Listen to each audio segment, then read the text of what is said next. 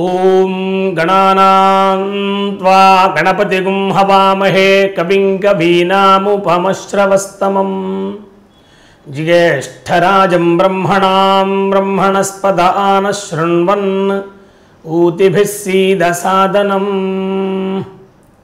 వందే గురుపదద్వంద్వమవాంగ్మానసగోచరం రక్తశుక్లప్రభామిశ్రమతర్క్యం త్రైపురం మహః ఆదిత్యాయ చ సోమాయ మంగళాయ బుధాయ చ గురుశుక్రశనిభ్యశ్చ రాహవే కేతవే నమః.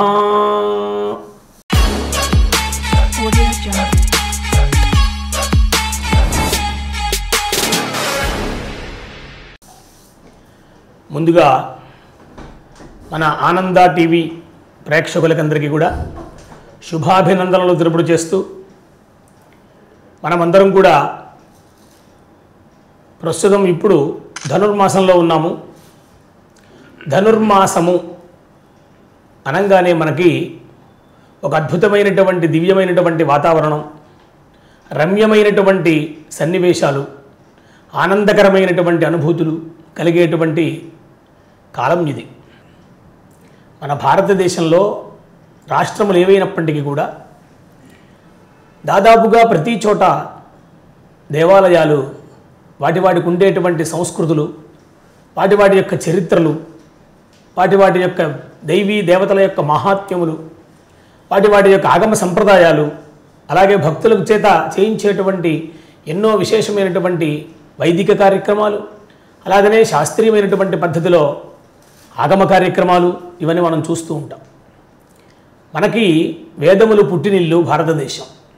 ఇప్పటికి కూడా అనేక చోట్ల పట్టణాల్లో కానీ గ్రామాల్లో కానీ ఎంతోమంది మహనీయులు, మహాత్ములు, వేద పండితులు, అలాగే స్మార్త పండితులు, అలాగనే ఆగమ పండితులు, జ్యోతిష్కులు, ఇలాగా ఎంతోమంది మన దేశ సంస్కృతిని, భారతీయతని, అలాగనే శాస్త్ర సంప్రదాయాన్ని ఉపదేశం చేస్తూ, అలాగే ప్రజల్ని, భక్తుల్ని, అలాగనే ఆసక్తి ఉన్నటువంటి వాళ్ళందరినీ కూడా భారతీయత వైపు నడిపిస్తూ, ధర్మ మార్గంలో నడిపిస్తూ ఉండేటువంటి సందర్భం.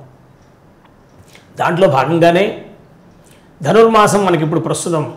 ధనుర్మాసము అనగానే మనకి ఆలయంలో పాశురములు చదవటము, వైష్ణవ దేవాలయాల్లో, అలాగే ఇతర శివాలయాల్లో, ఇంకా అనేక చోట్ల ఆయా దేవతలకి సంబంధించినటువంటి సుప్రభాత సేవ, అట్లాగనే పాశురములు చదువుతూ ఆ రోజు ఉండేటువంటి వైభవాన్ని చెప్తూ ఆ పరమాత్మ దగ్గరికి మనందరినీ కూడా ఒక దివ్యానుభూతికి దగ్గర చేసేటువంటి విధంగా వ్యవహరించేటువంటి కాలంగా చూస్తూ ఉంటాం. ధనుర్మాసము అనగానే, ధనుర్మాసం అంటే అసలు మనకి 12 రాశులు ఉన్నాయి. మేషము, వృషభము, ఇట్లా 12 రాశులు ఉన్నాయి కదా. అలాగనే మాసములు 12 మాసములు, చైత్రమాసము, వైశాఖ మాసము, ఇట్లా 12 మాసాలు. ఈ 12 మాసాలకి, ఈ 12 రాశులకి సంబంధం ఉంది. సహజంగా మనకి పూర్ణిమ నాడు వచ్చేటువంటి నక్షత్రం ఏదైతే ఉందో ఆ నక్షత్రాన్ని పురస్కరించుకుని ఆ మాసానికి ఆ పేరు వచ్చింది అని పెద్దలు చెప్తూ ఉంటారు. అంటే విశాఖ నక్షత్రం ఉందనుకోండి, విశాఖ నక్షత్రం కాబట్టి వైశాఖ మాసము, ఆ పూర్ణిమ నాడు విశాఖ నక్షత్రం ఉంటుంది. అలాగనే శ్రవణ నక్షత్రం ఉంటుంది శ్రావణ పూర్ణిమ నాడు, కాబట్టి శ్రావణ మాసము అన్న. అట్లాగనే ఇట్లా ప్రతి మాసానికి ఆ మాసంలో ఉండేటువంటి పూర్ణిమ నాడు ఉండే నక్షత్రాన్ని బట్టి ఆ మాసానికి ఆ పేరు వచ్చింది అని మన వాళ్ళు చెప్తుంటారు పెద్దలు, పూర్వులు. ఇప్పటికి కూడా మనం చూస్తే కాలంలో వచ్చేటువంటి మార్పులు కానీ, కాలం ద్వారా వచ్చేటువంటి అనుగ్రహాలు కానీ మనకి ఎంతో ఉత్తేజాన్ని, ఆనందాన్ని, ఒక శక్తిని ఇస్తూ ఉంటాయి. అంటే సూర్యుని యొక్క గమనాన్ని బట్టి, ఆ సంచారాన్ని బట్టి, ఆ రాశుల వల్ల ఆ మాసానికి ఆ పేరు వస్తుందని మనం చెప్పుకున్నాం. ప్రధానంగా మనకి నవగ్రహాలు సూర్యుడు, చంద్రుడు ఇత్యాది నవగ్రహాలు. దీంట్లో మళ్ళీ గ్రహరాజుగా చెప్పబడేటువంటి వారు సూర్య భగవానుడు. అంటే మనకు ఏ గ్రహాన్ని గురించి మనం చూసినా దాంట్లో సూర్యగ్రహం కానీ, చంద్రగ్రహం కానీ, కుజగ్రహం కానీ, ఇట్లా రాహుకేతు ఇత్యాది గ్రహాలన్నీ కూడా సూర్యుని యొక్క ఉనికిని బట్టే నడుస్తూ ఉంటాయి. సూర్యగ్రహస్య పూర్వత పశ్చిమత అంటూ ఆ దిక్కుల్ని చెప్తూ ఉంటారు. సూర్యుడిని ప్రధానంగా చేసుకుని అది మేరు, ఎలాగైతే మేరు పూస మనకి జపమాలలో ఉంటుందో, ఆ జపమాల ఎలాగా చేస్తున్నప్పుడు ఆ మేరుపూస ప్రధానంగా మనం చెప్పుకుంటామో అట్లాగా గ్రహములలో సూర్యుడు చాలా ప్రధానమైనటువంటి వారు. అట్లాగనే దేవతాగణంలో కూడా సూర్యుడికి చాలా ప్రాధాన్యత ఉన్నది. భానువారము ఆదివారం వస్తుంది అంటే మనందరం కూడా ఎక్కువ దేవతారాధన చేయాలి. ఆ రోజు సెలవు రోజు కూడాను.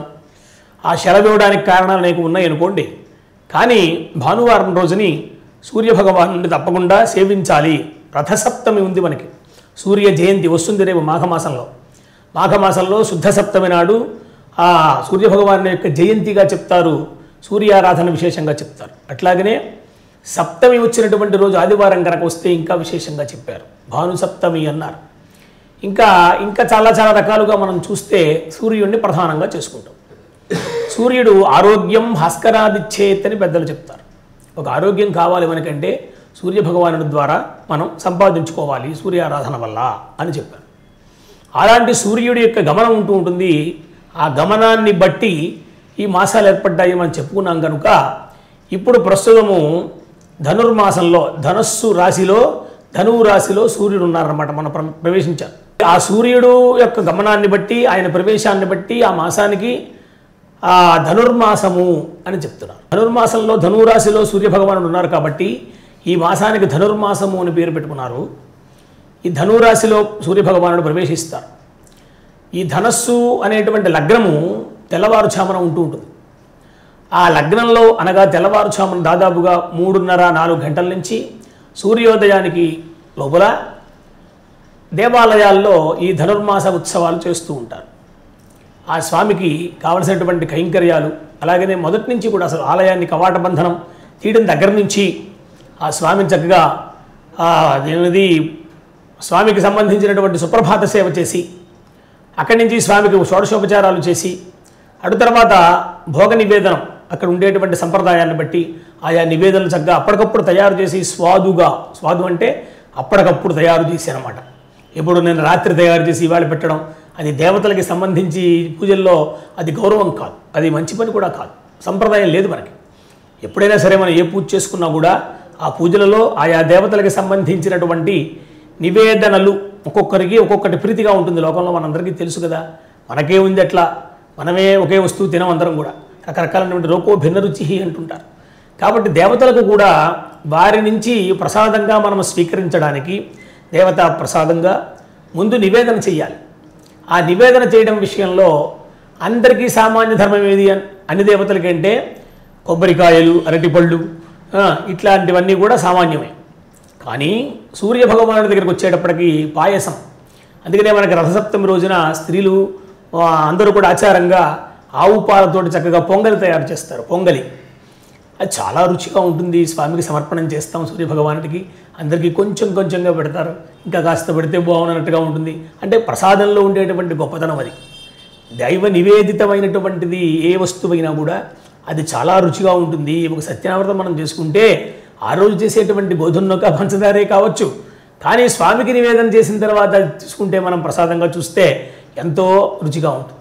అంటే స్వామి యొక్క అనుగ్రహము, ఆ దేవత అనుగ్రహం ఏదైతే ఉందో అది అమ్మవారికి కావచ్చు. అమ్మవారికి అయితే పులిహోర, చక్కెర పొంగలి ఇత్యాదులు నివేదన చేస్తారు. గారెలు, మాషాలు ఇవన్నీ నివేదన చేస్తాం మనం దేవీ నవరాత్రులు వస్తే. ఆ ప్రసాదములలో అందుకనే ముందుగా మనం పెట్టినప్పుడు అది నివేదనము, అది నివేదన అయిన తర్వాత ప్రసాదము. ప్రకృష్టం సాదం ప్రసాదం అంటే మంచి ఉపభోగ్యమైనటువంటి వస్తువు, చాలా దైవ అనుగ్రహాన్ని మనకు అందించేదానికి మధ్యగా ఉండేటువంటిది ప్రసాదము. కాబట్టి ఇక్కడ సూర్యభగవానుడు మనకి ఈ 12 రాశుల్లో తిరిగేటువంటి సందర్భంలో ఈ ధనువు రాశిలో ప్రవేశించారు మొన్న. ఆ ప్రవేశించిన దగ్గర నుంచి మళ్ళీ మకరంలో ప్రవేశించేదాకా, అంటే మకర సంక్రాంతి మనకు వస్తుంది రేపు. ఆ మకర సంక్రాంతి భోగి మొన్నాడు వచ్చేటువంటి మకర సంక్రాంతి ఏదైతే ఉందో ఆ మకర సంక్రాంతి రోజున సూర్యభగవానుడు మకర రాశిలో ప్రవేశిస్తాడు. అందుకనే దానికి సంక్రాంతి అని పేరు. క్రయ పాద విక్షేపణే అని, అంటే ఒక అడుగు తీసి ఒక అడుగు ముందుకు వేస్తుంటామే, దాన్ని సంక్రాంతి అన్నారు.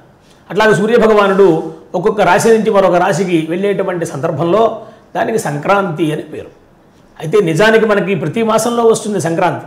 మనం పంచాంగం కనుక చూస్తే వారు దాంట్లో స్పష్టంగా రాస్తూ ఉంటారు, ఈ నెల ఈ సంక్రాంతి, ఈ నెల ఈ సంక్రాంతి, ఇవి రాస్తుంటారు.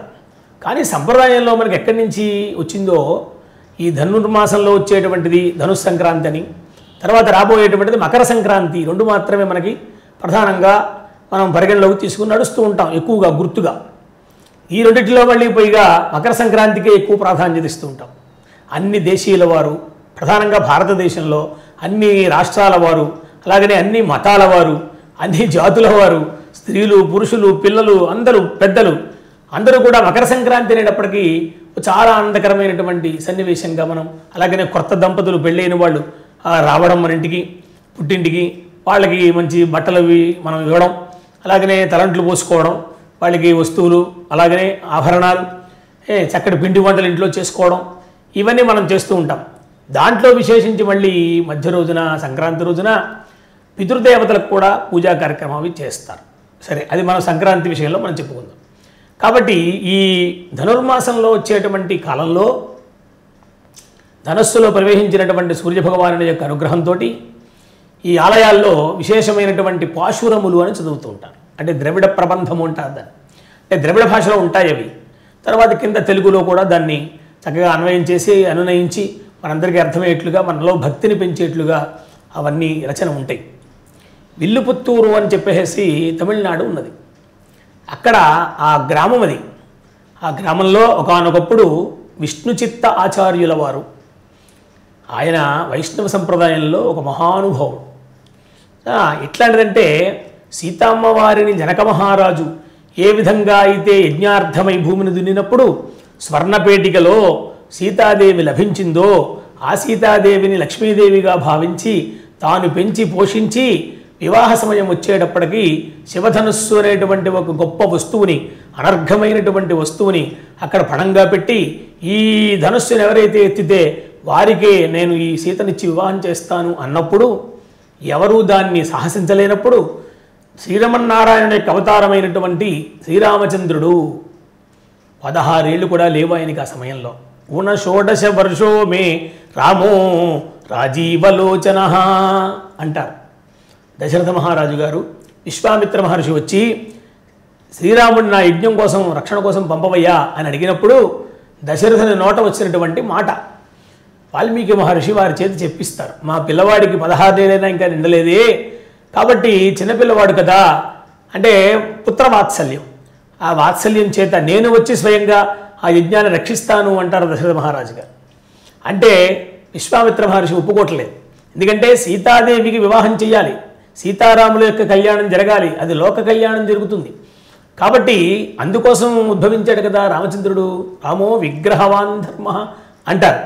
కాబట్టి విగ్రహ రూపాన్ని ధరించినటువంటి మానుష రూపంలో భూలోకంలోకి శ్రీమన్నారాయణుడు వైకుంఠాన్ని విడిచిపెట్టి పూర్ణమైనటువంటి అవతారంగా వచ్చినటువంటిది శ్రీరామావతారం. అట్లాగున ఆ స్వామి యొక్క అవతారాన్ని లోకానికి అందించాలి కనుక ఆ వివాహ విషయంలో అట్లా చేస్తారు. సీతాదేవి ఆ ధనస్సుని ఒకానొకప్పుడు బాల్యంలో ఎడం చేత్తో దాన్ని ఓ ప్రక్కకి నెట్టింది అని వంతు ఆడుకుంటున్నప్పుడు ఆ దృశ్యాన్ని చూసినటువంటి జనక మహారాజు గారు ఈమె చాలా శక్తిమంతురాలు కాబట్టి ఈ శక్తిని ఎవరైతే భరించేటువంటి వారు ఉంటారో భర్తగా ఆ వ్యక్తి ఎవరా అని అన్వేషణ చేసి శివధనుస్సుని బడంగా పెట్టి చివరికి సీతారాములు కళ్యాణం చేసినట్లుగా మనం వింటాం. అది కృతయుగం నాటి విషయం. కృతేతు నరసింహశ్చ త్రేతాయాం రఘునందన ద్వాపరే వాసుదేవశ్చ, ద్వాపర యుగం నాటి విషయం శ్రీరాముని యొక్క కళ్యాణం. ఇది మనం కలియుగంలో ఉన్నాం. ఇప్పుడు ఈ కలియుగంలో ఎన్నో లక్షల సంవత్సరాలు అయింది. ఇప్పుడు ఇంకా ఎంతో ఉన్నది కలియుగం. అది ఉంచితే ఇప్పుడు మనం ప్రస్తుతము ధనుర్మాసంలో చెప్పుకునేటువంటి విషయంలో ఆ విల్లుపుత్తూరు అనేటువంటి గ్రామంలో ఈ విష్ణుచిత్తాచార్యుల వారు గొప్ప వైష్ణవ భక్తులని, విష్ణు భక్తులైన ఆయన ఒక ఆలయానికి ఆయన అర్చన విభాగంలో ఉన్నారు, అర్చక స్వామిగా ఉన్నారు.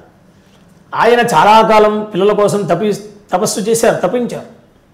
ఆయనకి సంతానం లేదు. అలాంటి సందర్భంలో ఆయన ఒకానొక రోజున తులసి వనంలోకి వెళ్ళారు. తులసి దళాలు కోసుకొద్దామని వెడితే ఆ తులసి వనంలో చిన్న బాలిక దొరికింది అని చెప్తారు. అందుకనే శ్వేతాంబర పరీధానాం బ్రహ్మ విద్యా స్వరూపిణీం తులసీ కారణోద్భూతాం గోదాదేవీం నమామ్యహం అంట. శ్రీగోదాం ప్రణమామ్యహం ఎలాగైనా చెప్పచ్చు. గోదా ఆమె ఎప్పుడైతే చిన్న బాలికగా ఆయనకి కనబడింది ఆ తులసి వనంలో, సంతానార్థి ఉన్నారు మహానుభావులు విష్ణు చిత్తాచార్యుల వారు. అంటే మనస్సు నిండా, చిత్తము నిండా మహావిష్ణువు యొక్క స్మరణ తప్ప మరొకటి లేదు. అంటే ప్రహ్లాదుడు లాంటి వారు.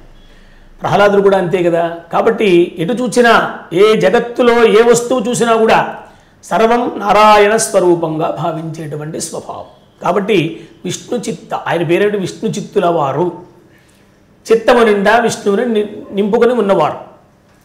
సహజంగా ఏ సంప్రదాయంలో ఉన్నప్పటికీ కూడా భగవంతుని పట్ల ఉండేటువంటి ఒక అచింత్యమైనటువంటి భక్తి వల్ల ఆయా సాధకులకి లోకంలో మనం చూస్తాము, వారిలో ఒక అద్భుతత్వాన్ని మనం చూడవచ్చు. ఆ విధంగా ఆ విష్ణు చిత్తాచార్యుల వారు సంతానం కొరకు తపస్సు చేస్తూ ఉన్నారేమో, వారికి ఆ బాలిక కనబడింది చిన్న పిల్ల. ఆమెను చక్కగా తీసుకుని వచ్చి భార్యకి ఇచ్చి అక్కడి నుంచి వాళ్ళ ఆనందానికి అంతులేదు. చాలా సంతోషంగా వారిద్దరూ కాలాన్ని గడుపుతూ భార్యాభర్తలు దంపతులు ఆ చిన్న పిల్లను చక్కగా పెంచి పోషించి దానికి ఆమెకి గోదా అని పేరు పెట్టారు. గోదా. ఇప్పుడు మనకి చూడండి, ఈ పాశురాలన్నీ కూడా గోదాదేవి చెప్పినటువంటివి అని చెప్తూ ఉంటారు. పాశురాలన్నీ కూడా 30 రోజులండి, 30 పాశురాలు ఉన్నాయి. రోజుకు ఒకటి చొప్పున ఆ గోదాదేవి అవి రచన చేసినట్లుగా, ఆమె నోట వచ్చినట్లుగా, ఆమె ఆ పాశురముల చేత భగవంతుణ్ణి సేవించినట్లుగా మనకి తెలుస్తుంది. గోదాదేవిని అల్లారు ముద్దుగా పెంచి పోషించి విష్ణు చిత్తాచార్యుల వారు చక్కగా ఆమెకి గోదా అని పేరు పెట్టారు. చిన్నపిల్ల యుక్త వయస్సు వచ్చింది, కన్యక. శుక్లపక్షే శిశీయథ అన్నట్లుగా శుక్లపక్షంలో చంద్రుడు ఏ విధంగా అయితే దినదిన ప్రవర్ధమానమవుతూ ఉంటారో ఆ విధంగా ఆ కన్యామణి కూడా చాలా విశేషంగా ఎదుగుతోంది. ఒకానొక రోజున చిత్రం ఏమిటంటే, విష్ణు చిత్తర ఆచార్యుల వారు ప్రొద్దున్నే లేచి ఈ తులసిమాలలు పుష్పమాలలు ఇవన్నీ కూడా చక్కగా అందంగా కట్టుకుని వాటిని తీసుకుని వెళ్ళి పరమాత్మకి స్వామికి సమర్పణం చేస్తారు. ధనుర్మాసం సరిగా ఆ మాసంలోనే ఈ విశేషం వింత అంతా కూడా మనం వింటే చాలా ఆశ్చర్యంగా ఉంటుంది. అంటే భక్తుల పట్ల భగవంతుడికి ఎంత గొప్ప అనుగ్రహం ఉంటుందో చూడండి, ఇక్కడ తెలుస్తుంది మనకి. ఎందుకంటే భూలోకంలో విషయం ఇది. ఈ గోదాదేవి విష్ణు చిత్తాచార్యుల వారి ఇంట్లో ఆమె లభించింది. జనకుడికి సీత లభించినట్లుగా విష్ణు చిత్తుల వారికి గోదాదేవి లభించింది తులసివనంలో. మరి ఆయన ఎంత తన కుమార్తె కంటే మిన్నగా ఆమెను పెంచి పోషించారు. ఈమె యొక్క ఆరాటం ఏమి అంటే, రోజు కూడా ఆ స్వామికి సమర్పణ చేసేటువంటి మాలికలన్నీ కూడా తల్లి ఈ కుమార్తె ఇద్దరు కట్టేవారు.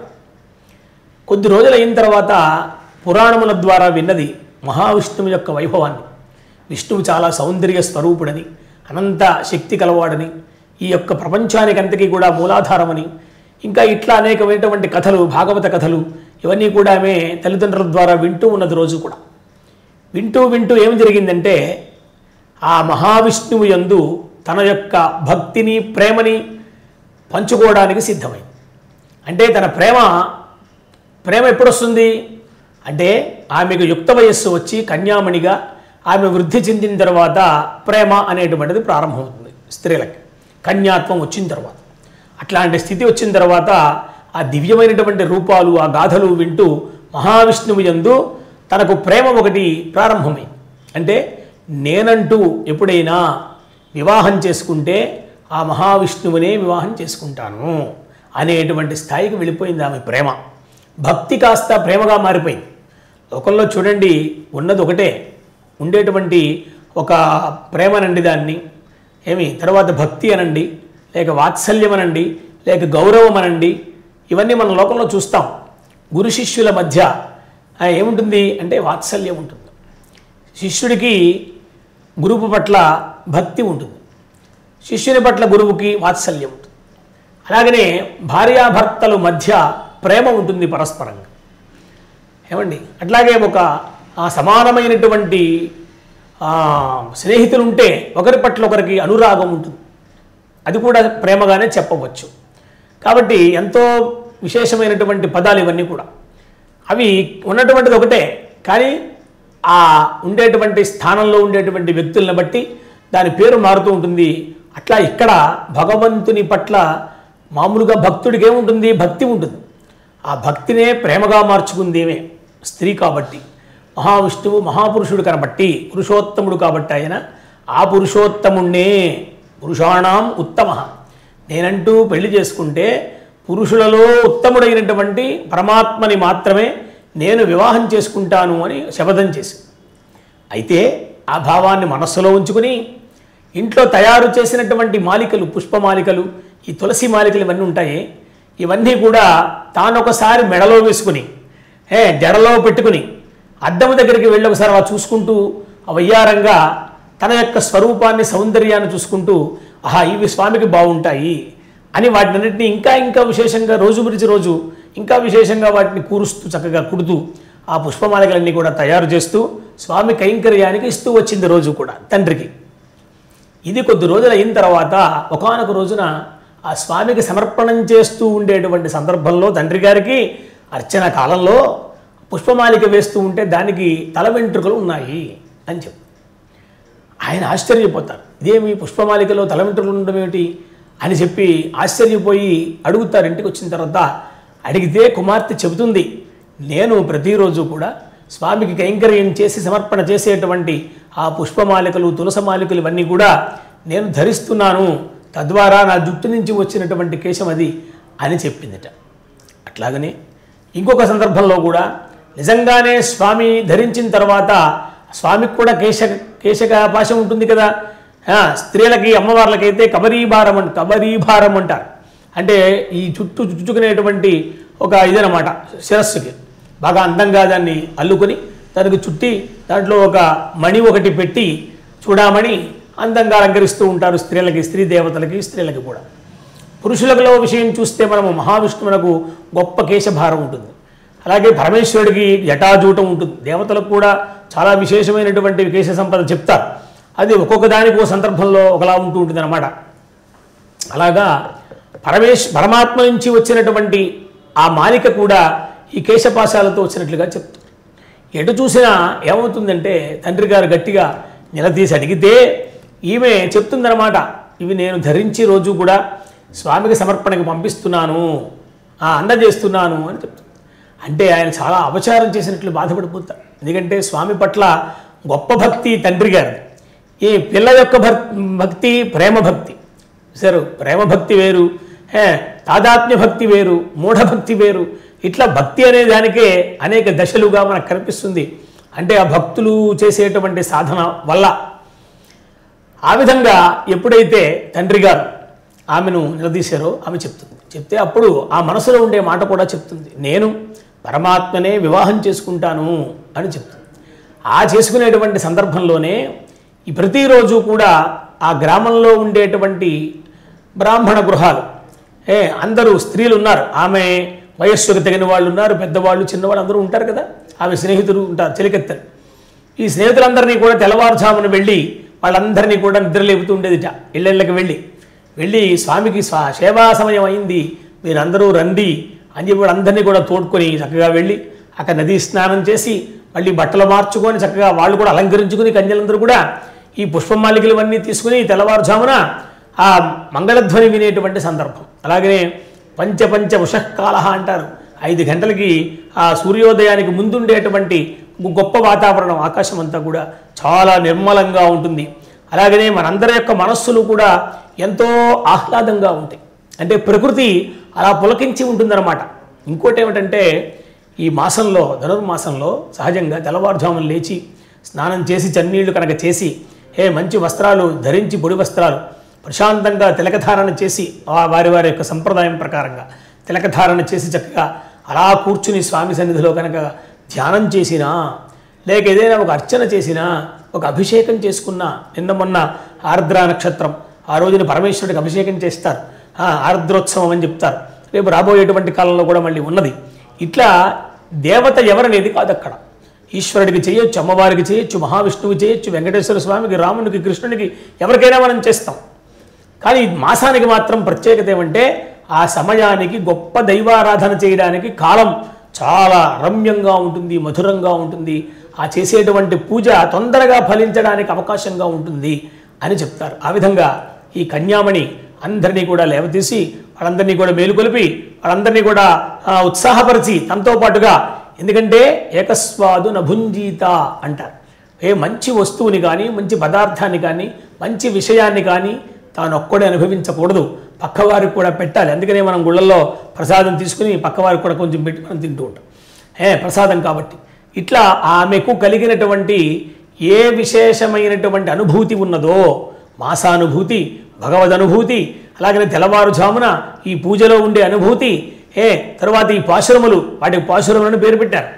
ఆమె ఎంత గొప్ప ఇల్లాలంటే గొప్ప కవయిత్రి కూడా.